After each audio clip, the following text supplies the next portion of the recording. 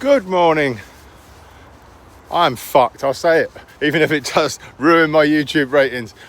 I'm absolutely knackered today. After 5 weeks basically not training, then going into DLF yesterday in the new gym, which is lovely by the way. And I'll be doing some stuff with Danny in the future, hopefully. So you'll be able to watch that, hopefully on his YouTube channel and on mine. So look forward to that one. Yeah, I went in and I didn't go mad. I went light and it was only bench and deadlift. So it's light bench, light deadlift day anyway. And then I went on to Greenbank just to do some assistance exercises. Annoyingly, one of the machines was broken, so I used free weights. But the whole idea was going there to do some assistance exercises on machines to make life easier for myself and protect my back a little bit.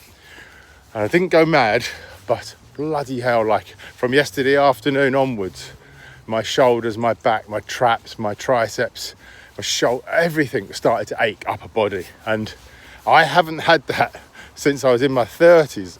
And I never really knew why, really. And I think it's because when I started back super slowly. And I went in 3 times a week and I didn't go mad. And then basically I went from starting back slowly to powerlifting within 12, 18 months.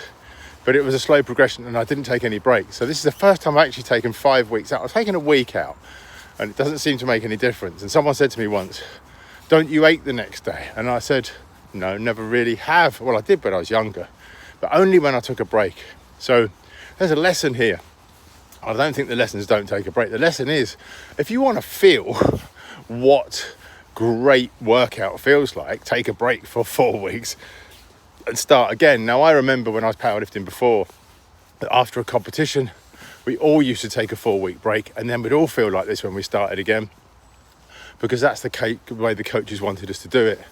And then we'd start off at 80%, build up to train at 80% for about 3 or 4 weeks. And then we'd start building up towards a competition, 80, 85, 95.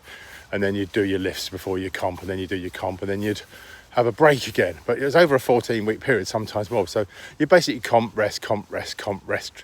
Comp, rest, train, comp, rest, train, comp, rest, train, permanently, all throughout the year. And we never really took any time off.